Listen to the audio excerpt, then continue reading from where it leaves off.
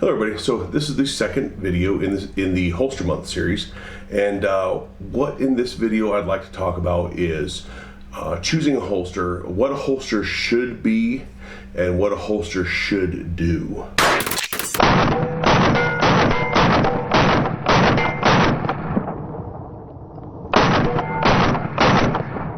Now, these are not my opinions, these are not my original opinions, these are opinions sourced from many years of shooting. These are opinions sourced from many high-end professionals that are out there in the teaching community, as well as combat veterans and things like that. I'm not going to sit here and take credit like this is some original. These are original ideas of mine, but they are things that people still seem to get hung up on, sometimes confused about. And then, of course, if you go into a social media like Facebook group room and ask the question, "What is the best holster for my 19X with a TLR1 HL?"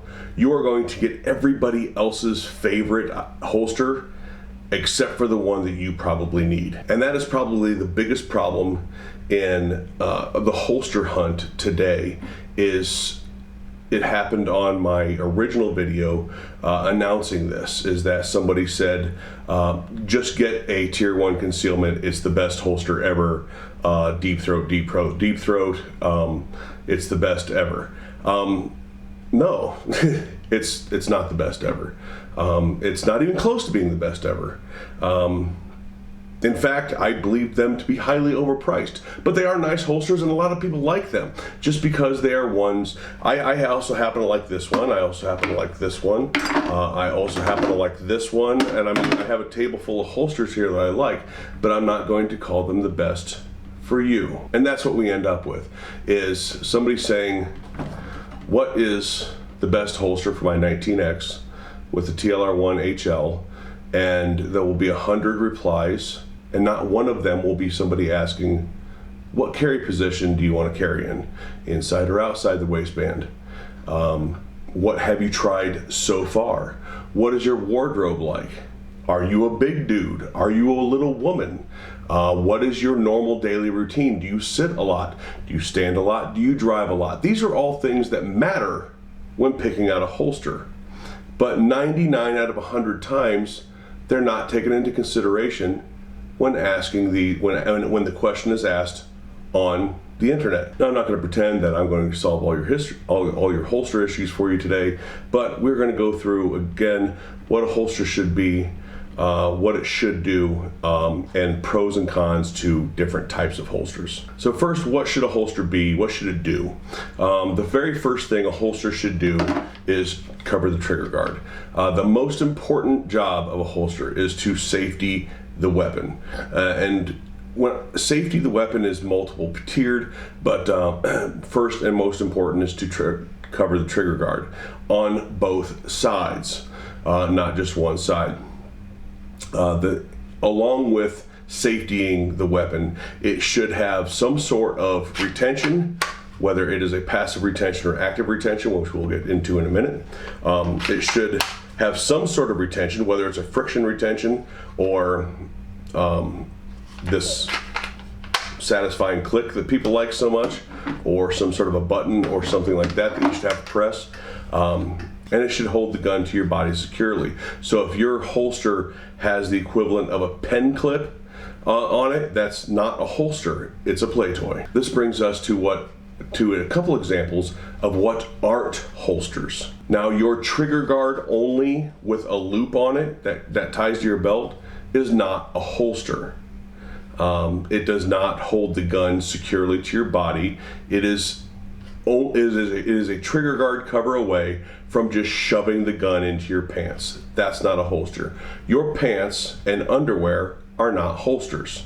This also brings us to the clips, the clips you can get for the side of your slide, so you can pocket carry or belt carry a holster just by shoving the gun in your pants and using your underwear and jeans as a holster, and just relying on that little clip to hold it to your body.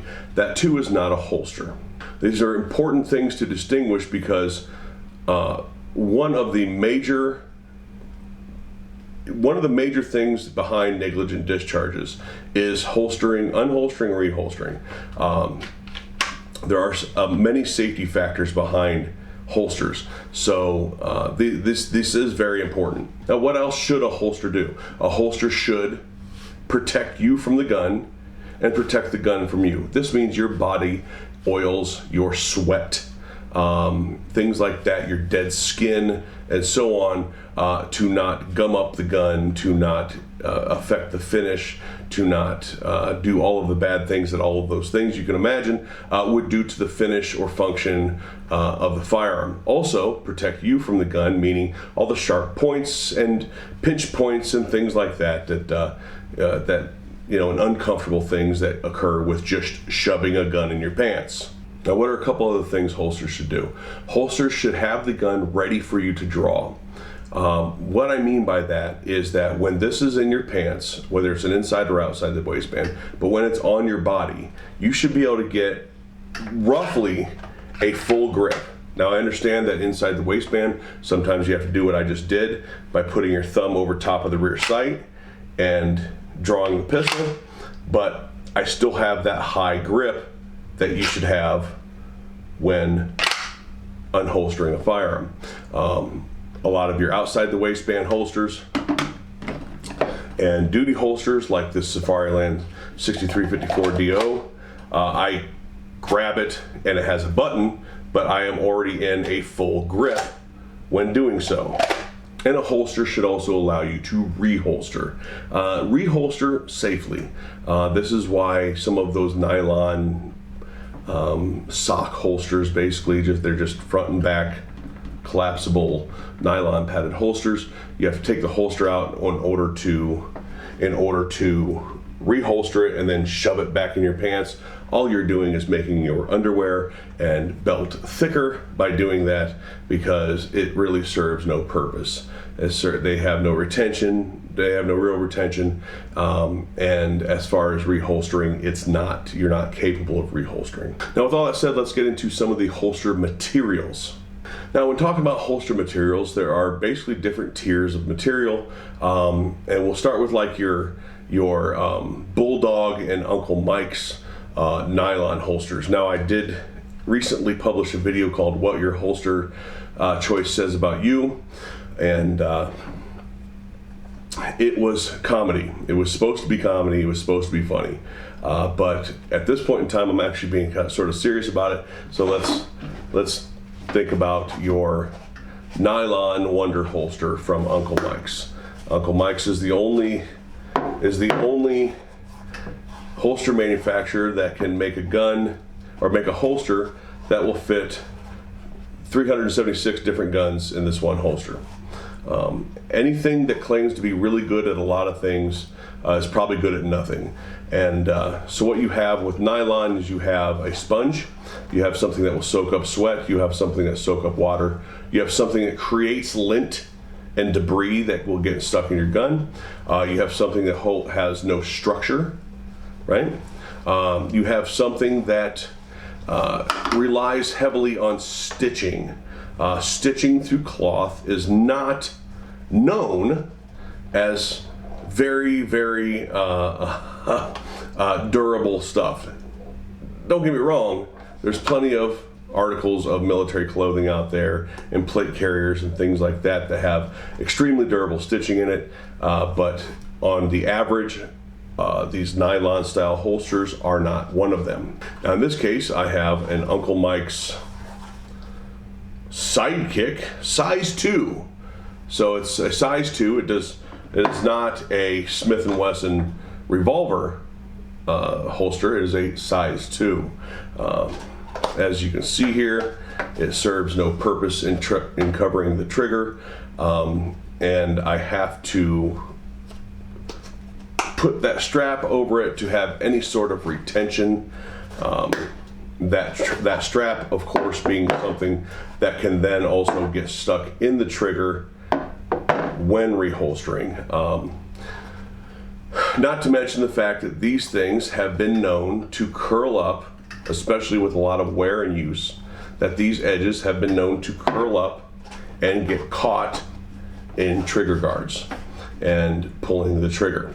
Get a little bit of that material in there, and I just barely touch the trigger.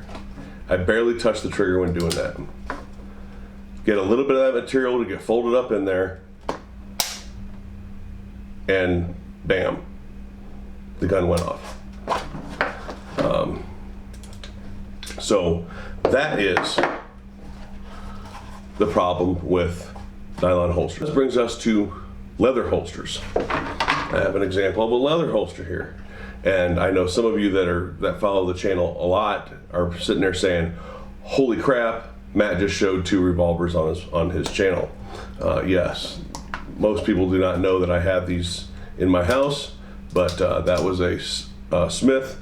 This is a nice little Taurus snubby. I like this gun. This is a cool gun. Now, leather. There's some of the same problems with leather. They don't hold their form. As new holsters, some of them are very tough. Over time, they tend to get softer. They tend to not hold their form. I'm not saying all of them. Somebody out there is gonna be like, I've had my leather holster for 74 years and it's won 2 world wars. Well, good for you, Uncle Futterson. Just because it's worked for you this long does not mean better things haven't come along. I can still get in a car that has no power brakes, drive it and never have a problem, but that doesn't mean power brakes are bad.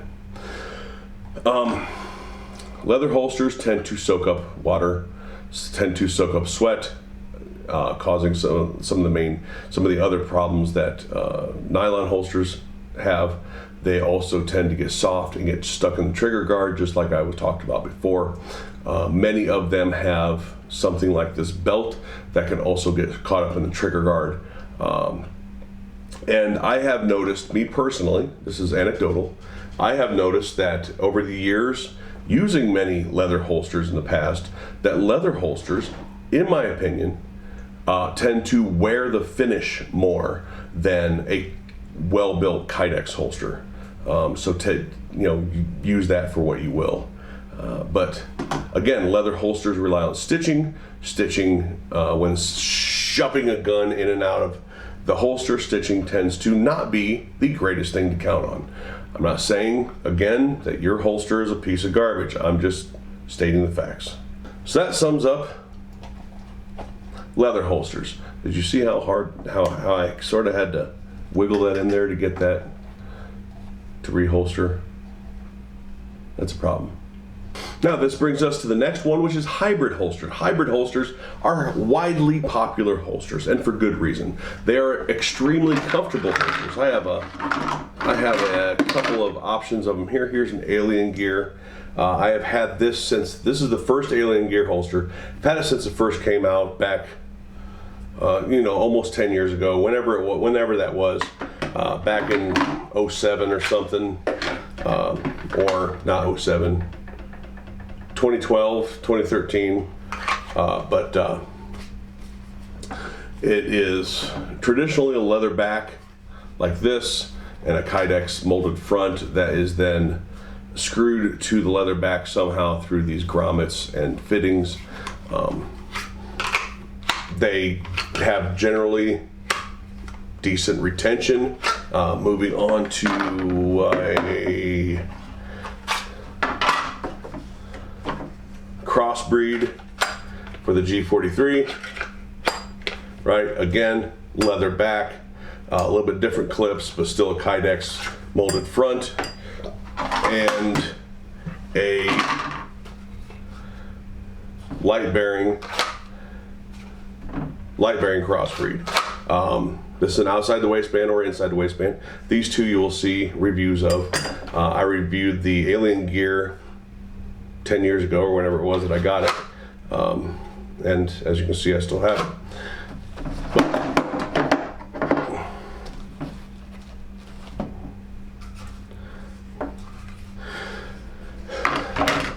But these have a nice feature about them, which is that you can get some of the comfort of a leather holster having this against your body, with a lot of the retention features of a Kydex holster because of the outboard Kydex piece. I wore that alien gear for a very long time. I just recently got these crossbreeds, so I'm not going to say one way or the other, but I wore this all day the other day. It was very comfortable. I did not feel unsafe with it. I've run this in classes in the past, so it worked out fine for those. But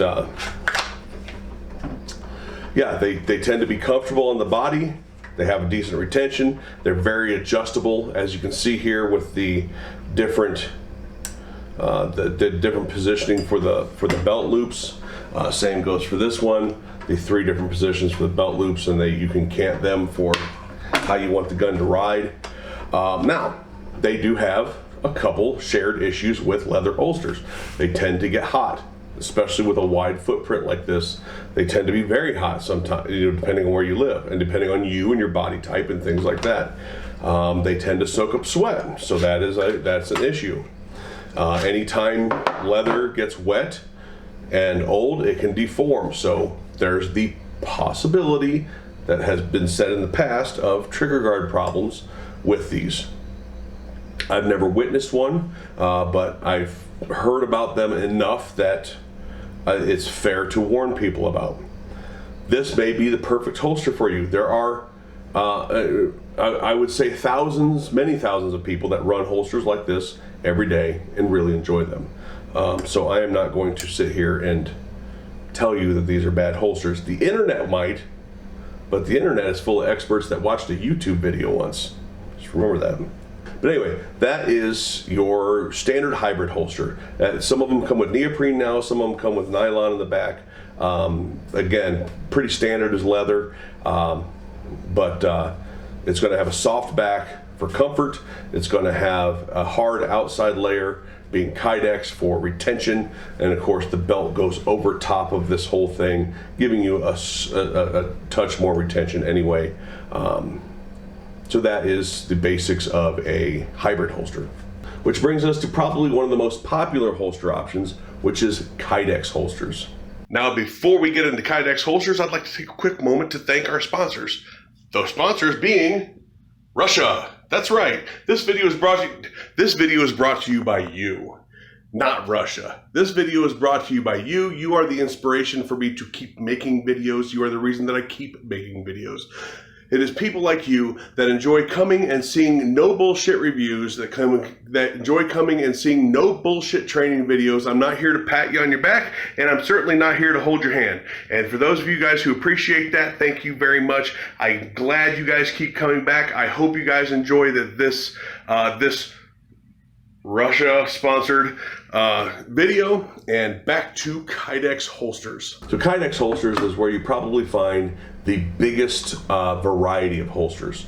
And that is one of the reasons why they are so popular. They can be molded very easily to any firearm. You can do additions to them. You can do things like the appendix carry with the +1 mag, right? Things like that. You have light bearing with an optic, although there's not an optic on here, but optic ready light bearing. You have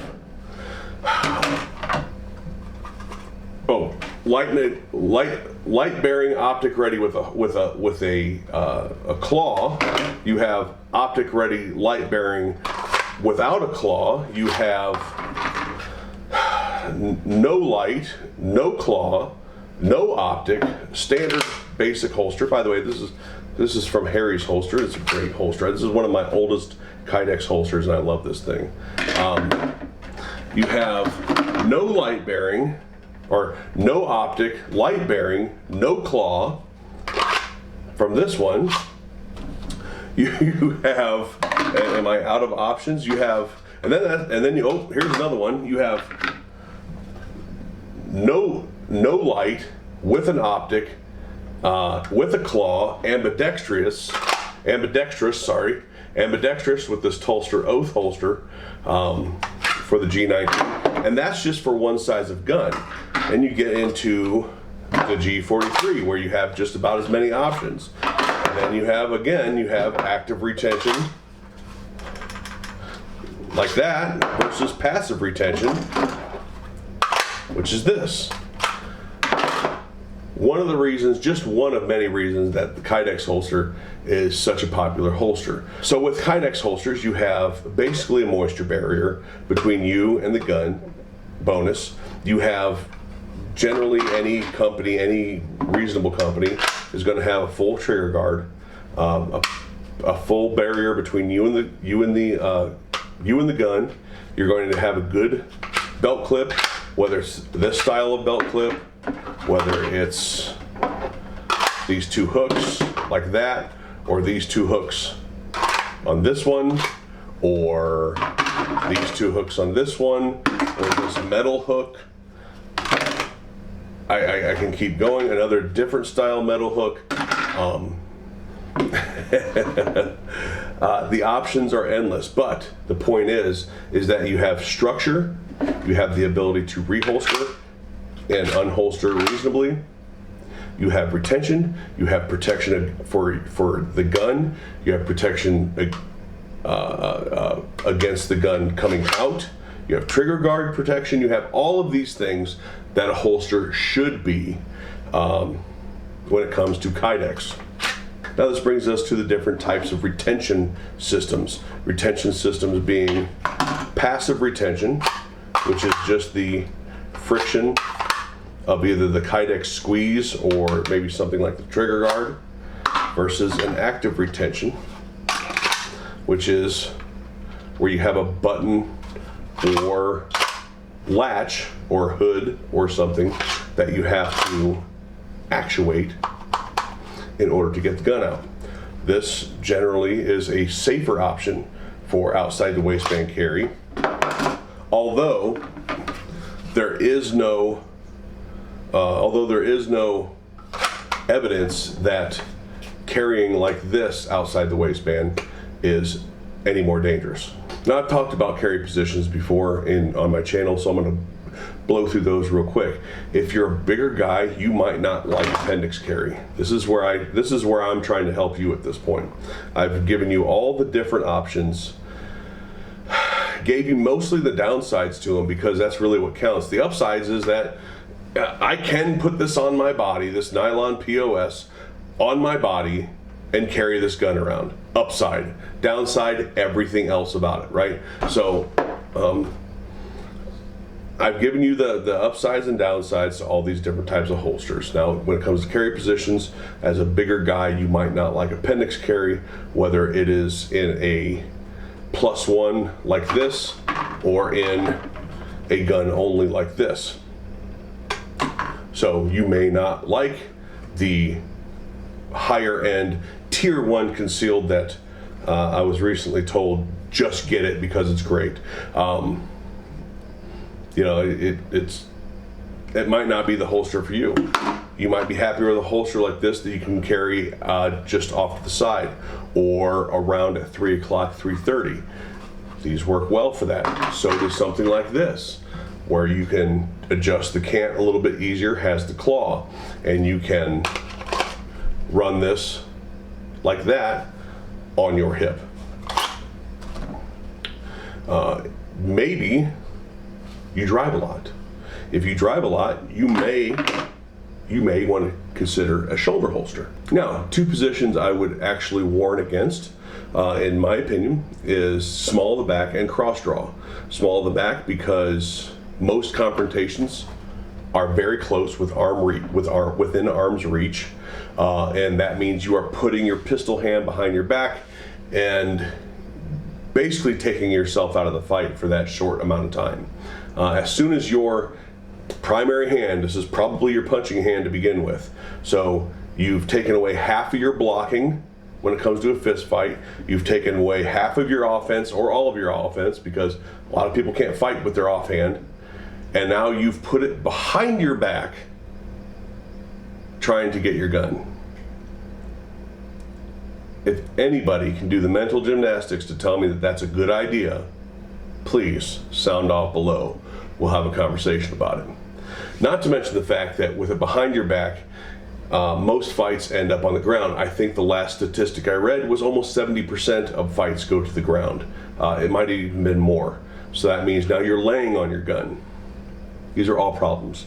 Cross draw, very similar. If you have to reach across your body, you're binding yourself up, you're within arm's reach of somebody, of grabbing you, bear hugging you, tackling you to the ground, things like that, while you're trying to reach for your gun. You've taken your offensive hand out of the fight and all that. With appendix, 3 o'clock, 3:30, anywhere from center line to center line of strong side. Even though you're reaching, it is not hard to come back up here or throw a punch from this, from down here while reaching for your gun if needed. So that's my bit on carry positions. I go into it a little bit deeper when it comes to body mechanics and things like that in other videos, but that's the short and dirty of carry positions. Now, I'm sure this has been a very long, very long video by this point. The point in this is that the internet will tell you, somebody on the internet will tell you that every holster I have here is a piece of garbage. There's at least one person that will say every holster I have here, with the exception of maybe the Safari Land, right? But I've even seen people call those. These are, while they are extremely expensive, for a duty holster, they are as good as they come. And I've seen people call them junk. So somebody on the internet will call every holster I have here junk. Somebody on the internet will call ETS mags junk, even though I have 20 or 30 of them at this point and they run great. The point in this was to give you the mostly unbiased facts about holster composition, the way things are manufactured, the options you are able to get, the positions you may want to carry in. I hope it helped in at least some way, shape, or form. This is video number 2 of Holster Month. We'll see you tomorrow.